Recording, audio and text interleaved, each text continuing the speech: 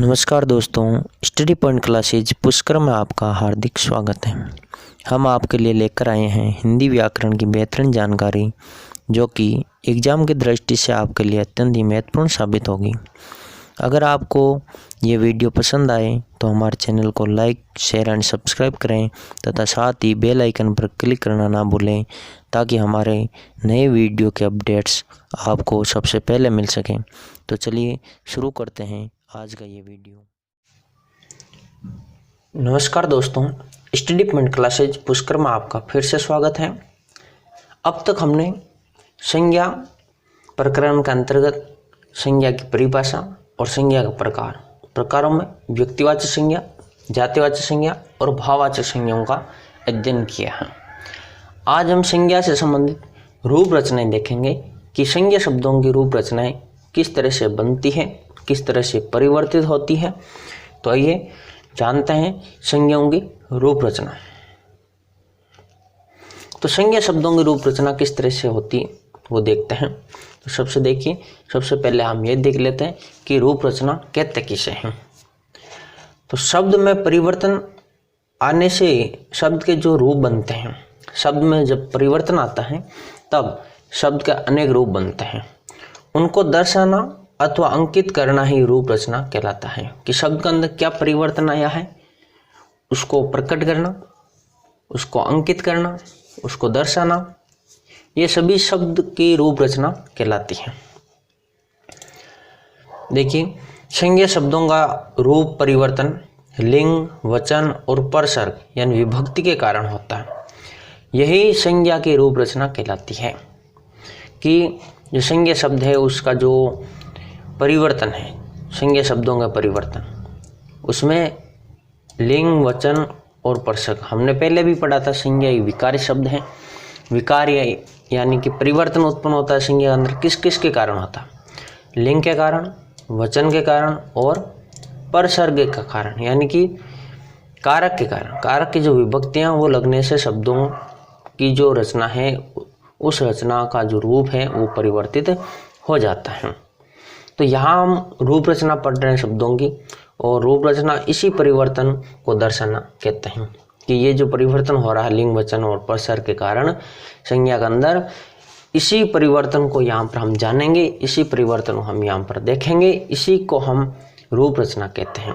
यही संज्ञा की रूप रचना कहलाती है। इसी परिवर्तन को हम संज्ञा की रूप रचना कहते हैं। जैसे परसर्ग विभक्ति रहित शब्द को मूल शब्द कहते हैं। अगर किसी शब्द के अंदर परसर्ग नहीं लगा हुआ है, विभक्ति नहीं लगी हुई है, वो विभक्ति रहित है, तो उस विभक्ति रहित जो शब्द है उसको हम मूल शब्द कहते हैं। जैसे बालक, बालिका, ये आपके विभक्ति रहित हैं, तो इसी को हम मूल शब्द कहेंगे। जैसे परसर्ग विभक्ति सहित शब्द को तिर्यक शब्द कहते हैं। अगर इसमें विभक्ति लगी हुई कारक की, तो उसको हम तिर्यक कहेंगे। तो यहाँ पर देखिए, तिर्यक शब्द किसे कहेंगे? जो परसर्ग यानी विभक्ति सहित जो शब्द हैं वो तिर्यक शब्द कहलाते हैं। जैसे बालक, बालकों, ओ लगा हुआ है, बालिका, बालिकाओं, तो ये जो विभक्ति लगी है, इस विभक्ति के कारण ये शब्द मूल शब्द नहीं रहा है, अब ये शब्द एक तिर्यक शब्द बन गया है, इसी को हम एक तिर्यक शब्द कहेंगे। तो एक बार फिर देख लीजिए कि जो मूल शब्द किसे कहेंगे? परसर्ग यानी विभक्ति रहित यानी बिना विभक्ति के जो शब्द होते हैं उनको हम मूल शब्द कहते हैं। जैसे बालक और बालिका, राम, मोहन, ये सभी शब्द हैं। इसी तरह से आगे देखते हैं कि जो विभक्ति सहित शब्द है, जिन शब्दों में विभक्तियां लगी हुई हैं, और उन शब्दों को हम तिर्यक शब्द कहते हैं। जैसे बालकों, बालिकाओं आदि। इस तरह से देखते हैं संबोधन कारक की जो विशेषता वो क्या है? विभक्ति युक्त तिर्यक शब्दों के बहुवचन रूप में, विभक्ति युक्त जो तिर्यक शब्द होता है उसका अगर हम बहुवचन बनाना चाहें, जैसे यहाँ पर बालकों, बालिकाओं, ओ लगा करके हमने यहाँ पर बहुवचन बनाया, तो इसमें अगर हम बहुवचन बनाना चाहें तो या और ओ नहीं, बहुवचन रूप में या और ओ, या ओ नहीं, या तथा ओ पर सर्ग लगता है। या नहीं लगेगा, ओ नहीं लगेगा, क्या लगेगा? या लगेगा या फिर ओ लगेगा। कहने का मतलब यह है, यहाँ पर जो ये चंद्र बिंदु है वो नहीं आएगा, यहाँ जो ये चंद्र बिंदु ये नहीं आएगा, इनका प्रयोग नहीं होगा, अनुस्वार का प्रयोग नहीं होगा, केवल बिना अनुस्वार के शब्द आएगा या और ओ। तो ये संबोधन कारक विभक्ति में होगा। संबोधन कारक विभक्ति युक्त जो तिर्यक शब्द है उसका बहुवचन बनाते समय यहाँ पर हम या और ओ नहीं लगाएंगे, केवल या और ओ लगाएंगे। तो इन नियमों को ध्यान से देख लीजिए एक बार फिर कि सबसे पहले कि हम रूप रचना किसे कहते हैं। शब्द में परिवर्तन आने से शब्द के जो रूप बनते हैं, शब्द के जो रूप बनते हैं उन्हें हम दर्शाना या अंकित करना रूप रचना कहलाता है। संज्ञा शब्दों का रूप परिवर्तन किस किस कारण होता है? लिंग, वचन, परसर्ग यानी विभक्ति के कारण होता है। यहाँ संज्ञा की रूप रचना कहलाती है और यही जो है वो संज्ञा रूप रचना कहलाती है। जिस जिसके कारण रूप परिवर्तन होता है उसी रूप परिवर्तन को दर्शाना संज्ञा की रूप रचना है। अब देखिए मूल शब्द किसे कहेंगे? विभक्ति रहित जो शब्द हैं वो मूल शब्द है और विभक्ति सहित जो शब्द है जिसमें विभक्ति लगी हुई है वो आपके तिर्यक शब्द है। और जैसे बालकों और बालिकाओं, संबोधन कारक में या और ओ का बहुवचन बनाते समय प्रयोग नहीं होता है, केवल या और ओ का होता है। जैसे उदाहरण देखेंगे, देखिए संबोधन बहुवचन में ओ नहीं, ओ प्रयुक्त होता है। जैसे छात्रों,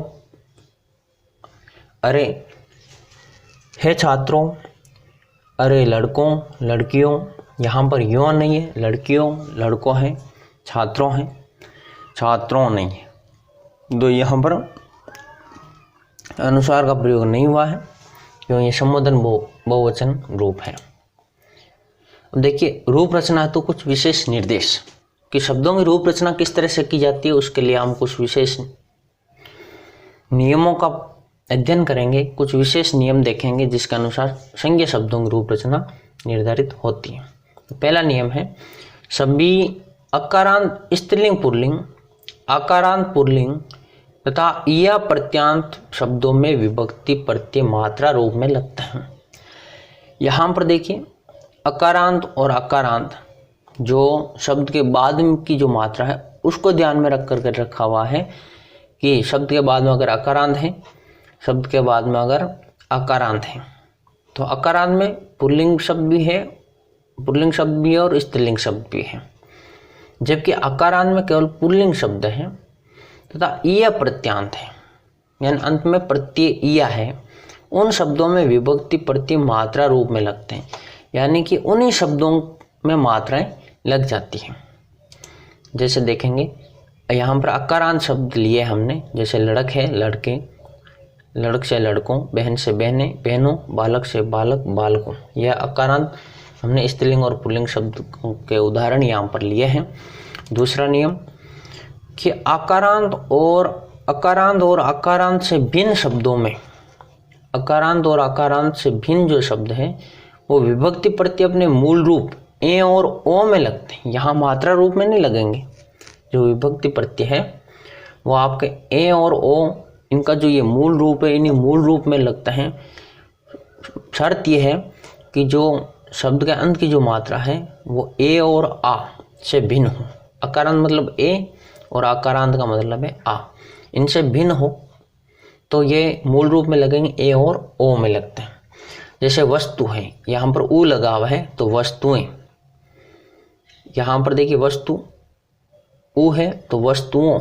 जैसे बहु बहुए, बहु बहुओं, लेकिन यहाँ आप देख रहे हैं कि जो बहु मात्रा बड़ी है यहाँ बहु लगने पर ये छोटी हो जाती है। तो इसके लिए भी ये शब्द की रूप रचना के नियम हैं, वो भी हम पढ़ेंगे। तो यहाँ आपको समझ में आ गया होगा। देखिए अगर अंत में अकारांत है वो पुल्लिंग स्त्रीलिंग हो सकता है, और अकारांत है वो केवल पुल्लिंग होगा, स्त्रीलिंग नहीं हो सकता। या प्रत्यांत शब्द है तो उसमें विभक्ति प्रत्यय मात्रा रूप में लगते हैं, जैसे यहाँ पर अलग सा नहीं है। जैसे यहाँ पर ए है तो इसकी ए की मात्रा लगी हुई है, ओ है तो ओ की मात्रा लगी हुई है, लेकिन यहाँ पर अकारांत और अकारांत नहीं है, इसलिए ये अपने मूल रूप में आए। जैसे वस्तु का वस्तुएं, बहु का बहुएं, वस्तु का वस्तुओं, बहु का बहुओं। तो ये जो विभक्ति प्रत्यय ये मूल रूप में ही लगते हैं कि शब्द के अंत में ए और आ नहीं होना चाहिए। तीसरा नियम देखेंगे, इकारांत और उकारांत ऋस्व इकारांत और उकारांत हो जाते हैं। जैसे यहाँ पर हमने पढ़ा बहु, तो बहुए विभक्ति प्रत्यय लगने से जो बड़ी मात्रा हो की वो छोटी हो गई। तो यहाँ हम देख रहे हैं इकारांत, यानी अंत में अगर इकारांत ने ई की मात्रा हो, उकारांत ने ऊ की मात्रा, जैसे बहु के अंदर ऊ की मात्रा है, तो ऋस्व इकारांत और उकारांत हो जाते तो मात्राएं छोटी हो जाती। देखिए जैसे माली, मालियों, यहाँ पर ई है और यो लगा है तो ये मूल रूप में लगा है इसी नियम के अनुसार, लेकिन ली है वो ली छोटा हो गया है, ई की मात्रा छोटी हो गई, तो माली से मालियों, डाकू, डाकू से डाकू, जैसे बहु से बहुओं हुआ है, बहुए हुआ है, वैसे डाकू से डाकू हुआ है, तो ऊ की मात्रा वो यहाँ पर छोटी हो गई है। जो रूप रचना तो हमने यहाँ पर 3 नियम देखे, इनका एक बार फिर से आप अध्ययन कर लीजिए। कि सबसे पहला नियम यह है कि शब्द के अंत में ए या आ की मात्रा हो। ए की मात्रा में स्त्रीलिंग शब्द और पुल्लिंग शब्द दोनों हो सकते हैं, जबकि आ की मात्रा में केवल पुल्लिंग शब्द होगा, और या फिर अंत में इया होगा तो ये स्त्रीलिंग में आ जाएगा। तो यहाँ पर जो मात्राएं हैं, जो विभक्ति प्रत्यय हैं, वो केवल मात्रा रूप में लगते हैं, अलग से नहीं लगते हैं, मूल रूप में नहीं लगते हैं। दूसरा नियम है, शब्द के अंदर अगर अकारांत और अकारांत नहीं है, इनसे भिन्न कोई भी मात्रा है, तो जो विभक्ति प्रत्यय है वो अपने मूल रूप में लगेंगे ए और ओ के रूप में। जैसे यहाँ पर देखिए वस्तु के अंदर ए लगा हुआ है, वस्तु में ओ लगा हुआ है, बहु में ए और ओ ये मूल रूप में लगे हुए हैं, जबकि यहाँ पर लड़के और लड़कों के अंदर मात्रा रूप में लगे हुए हैं। और देखते हैं अगर इकारांत और उकारांत हो तो जो अंत में अगर मात्रा बड़ी हो, ई की और ऊ की बड़ी हो, तो यहाँ पर वो मात्राएं छोटी हो जाती है जब विभक्ति प्रत्यय लगते हैं मूल रूप में। इसी कारण यहाँ पर माली का जो लय है वो वहाँ पर छोटी ई की मात्रा है, डाकू का जो ऊ है वो भी ऊ छोटी मात्रा के रूप में हो गया है। तो ये 3 नियम है रूप रचना के। अगले कुछ नियम देखते हैं, तो आगे चलते हैं।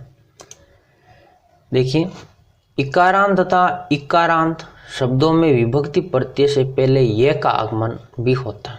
अगर इकारांत आया हुआ है या फिर इकारांत शब्द है तो जो विभक्ति प्रत्यय लगाया जाता है उससे पहले ये का आगमन हो जाता है।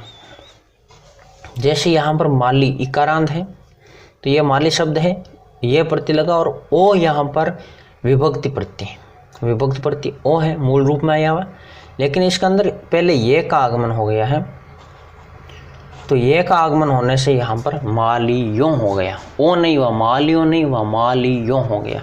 तो ये भी रूप रचना का नियम है कि इकारांत तथा इकारांत शब्दों में विभक्ति प्रत्यय से पहले ये का आगमन हो जाता है।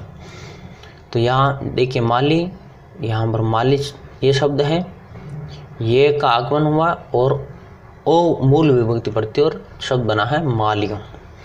इस तरह से अगला नियम, संबोधन प्रत्यय के रूप में ओ का प्रयोग होता है, ओ का प्रयोग अशुद्ध होगा।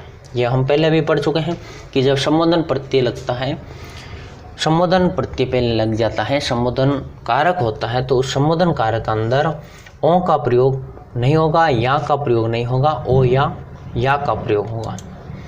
जैसे हे विद्वानों, हे प्रभु, यहाँ पर विद्वानों नहीं होगा, विद्वानों होगा, हे प्रभु होगा, प्रभु नहीं होगा, तो यहाँ पर अनुस्वार नहीं लगेगा विद्वानों और प्रभु के अंदर, तो ये संबोधन प्रत्यय है इसीलिए नहीं लगेगा। अगला है अपवाद स्वरूप आकारांत शब्दों में जहाँ पहले विशेषण का प्रयोग हो तो वहाँ बहुवचन सूचक परसर्ग या प्रत्यय का प्रयोग अशुद्ध होगा। अपवाद स्वरूप ऐसे कभी कभार शब्द आ जाते हैं जहाँ पर आकारांत शब्द में पहले विशेषण आया हुआ है और उसके बाद में और वहाँ बहुवचन सूचक परसर्ग या प्रत्यय का प्रयोग अशुद्ध होगा। तो बहुवचन विशेषण आया हुआ है और आकारांत शब्द है, यानी इसमें पीछे आ है और उससे पहले बहुवचन का विशेषण आया हुआ है, तो उस संज्ञा शब्द का बहुवचन नहीं होगा, वो एक वचन में ही रहेगा। वो अपवाद स्वरूप कभी कभार होता है, सभी में ये नियम लागू नहीं होता है। जैसे तीनों मामा के स्थान पर तीनों मामे का प्रयोग अशुद्ध है। तीनों यहाँ पर बहुवचन है, तीनों विशेषण, लेकिन यहाँ पर संज्ञा एक वचन मामा ही होगा, तीनों मामा ही होगा, तीनों मामे नहीं हो सकता, ये अशुद्ध रहेगा। तो ये इसका रूप रचना हमें ध्यान रखना है, तीनों मामा के स्थान पर तीनों मामे नहीं होगा। तो यहाँ 3 नियम और हमने देखे हैं, 3 नियम आपको पिछले याद हो गए होंगे, तो ये 3 नियम और देख लीजिए एक बार कि अगर इकारांत और इकारांत शब्द में विभक्ति प्रत्यय से पहले ये का आगमन होता है, अगर इकारांत और इकारांत शब्द आए हुए हैं तो जब विभक्ति प्रत्यय लगता है तो उनसे पहले ये का आगमन हो जाता है। जैसे माली का मालियों, माली का मालियों होगा, यहाँ पर हुआ है। इस तरह से संबोधन प्रत्यय के रूप में ओ का प्रयोग होता है, ओ का नहीं। यहाँ का प्रयोग होता है, या का नहीं। जैसे हे विद्वानों, हे प्रभु। फिर अपवाद स्वरूप कहे अकारांत शब्दों में जहाँ पहले विशेषण का प्रयोग हो तो वहाँ बहुवचन सूचक परसर्ग या प्रत्यय का प्रयोग अशुद्ध होगा और विशेषण बहुवचन होना चाहिए। अगर विशेषण बहुवचन हो तो संज्ञा भी बहुवचन होनी चाहिए, लेकिन यहाँ पर संज्ञा अपवाद स्वरूप कभी कभार एक वचन ही होती है। जैसे तीनों मामा, ये शुद्ध है, तीनों मामे अशुद्ध है, क्योंकि यहाँ पर विशेषण बहुवचन में है और यहाँ आपकी जो मामा है, यहाँ ये संज्ञा विशेषण के अनुसार होनी चाहिए, यहाँ पर मात्र विभक्ति इसमें, लेकिन यहाँ पर एक वचन में आई हुई है।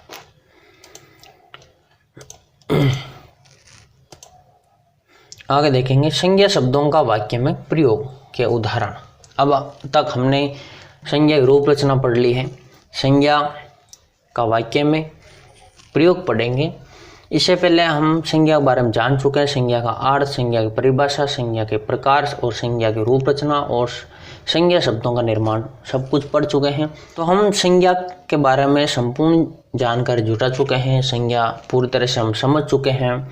संज्ञा का अर्थ, परिभाषा, प्रकार, उन शब्द निर्माण, संज्ञा शब्द निर्माण पढ़ चुके हैं, संज्ञाओं की रूप रचना पढ़ चुके हैं। लेकिन जब तक हम संज्ञा का वाक्य में प्रयोग करना नहीं सीखेंगे तब तक जो कुछ भी हमने सीखा है वो कुछ काम आने वाला नहीं है, या जो कुछ हमने समझा है वो पूरी तरह से समझ में आने वाला नहीं है। जैसे हम बीच बीच में हमने ये भी पढ़ा था कि जैसे कि भाववाचक संज्ञाओं का जातिवाचक संज्ञा रूप में प्रयोग, व्यक्तिवाचक संज्ञा का जातिवाचक संज्ञा रूप में प्रयोग, जातिवाचक संज्ञा का व्यक्तिवाचक संज्ञा रूप में प्रयोग। ये सभी प्रयोग क्यों होता है? क्योंकि इसमें वाक्य क्या भाव देता है, वाक्य का क्या अर्थ है और वाक्य का वो अर्थ किस शब्द पर निर्भर करता है और उस शब्द की उस वाक्य में क्या पहचान है, इसके आधार पर हम संज्ञाओं को अलग अलग भागों में रखते हैं।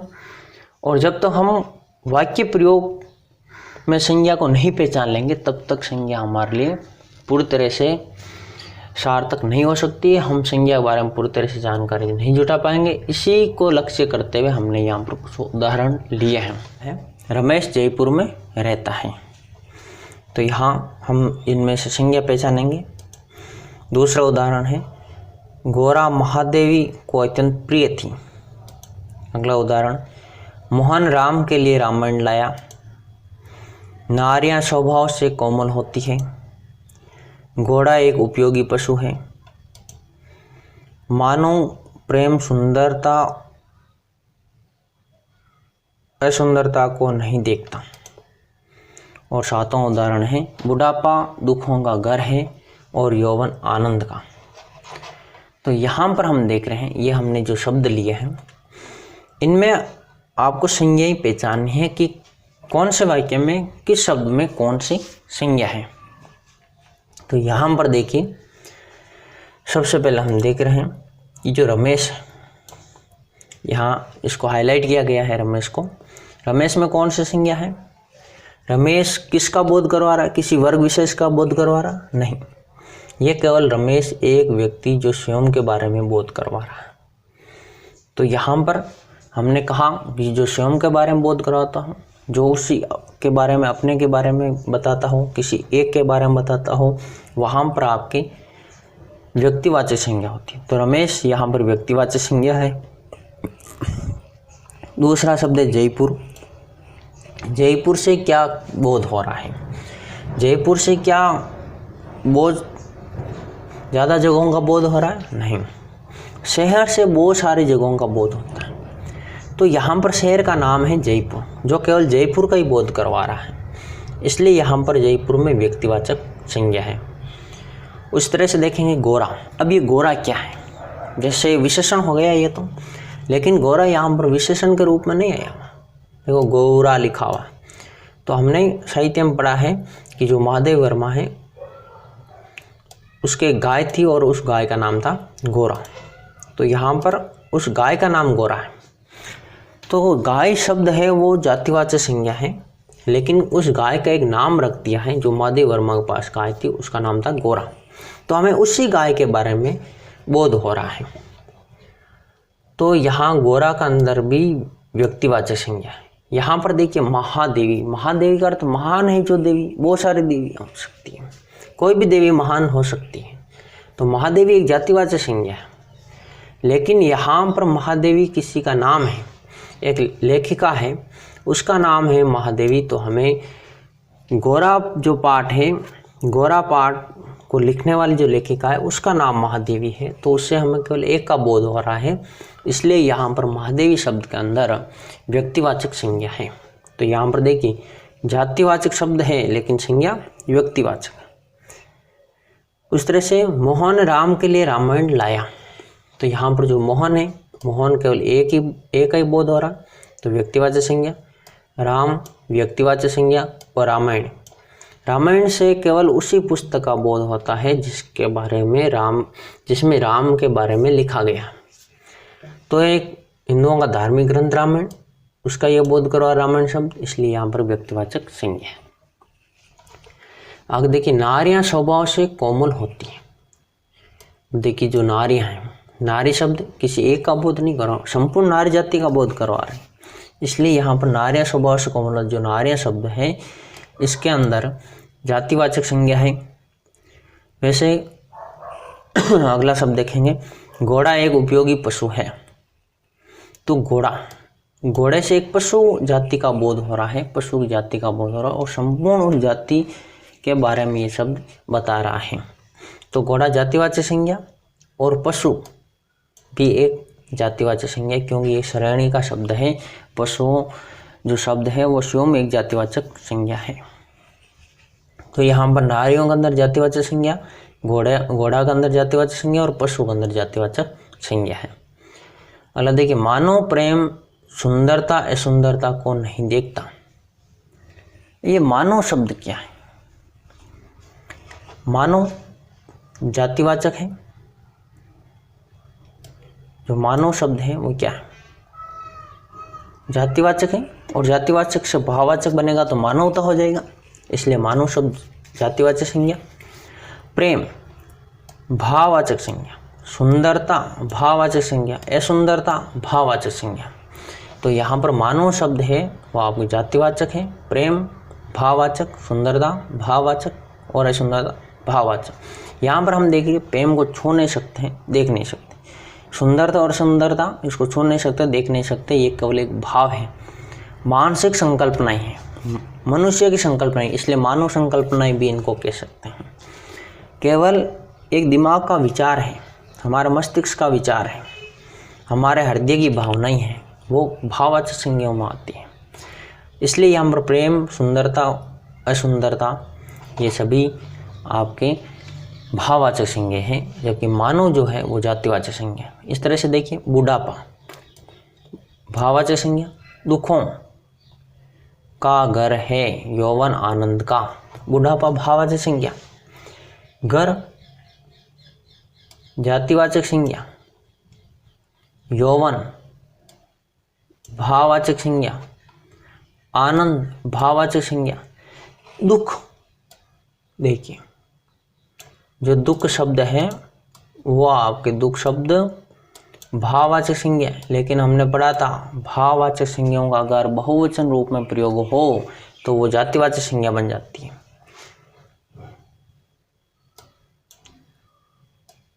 गंदगियों शब्द का हमने प्रयोग किया था जिसका कूड़ा कचरा अर्थ निकला। वैसे ही दुख से दुखों, तो दुखों एक जातिवाचक संज्ञा है, भाववाचक संज्ञा नहीं। दुख भाववाचक संज्ञा है, दुखी विशेषण है और दुखों जातिवाचक संज्ञा। तो बुढ़ापा भाववाचक संज्ञा, दुखों जातिवाचक संज्ञा, घर व्यक्तिवाचक जातिवाचक संज्ञा, यौवन भाववाचक संज्ञा और आनंद भाववाचक संज्ञा। तो यहाँ पर हम देख रहे हैं इन शब्दों के अंदर अलग अलग प्रकार से अलग अलग संज्ञाओं का प्रयोग हुआ है। केवल एक शब्द विशेष पर हम ये नहीं कह सकते कि इस शब्द के अंदर यह संज्ञा है।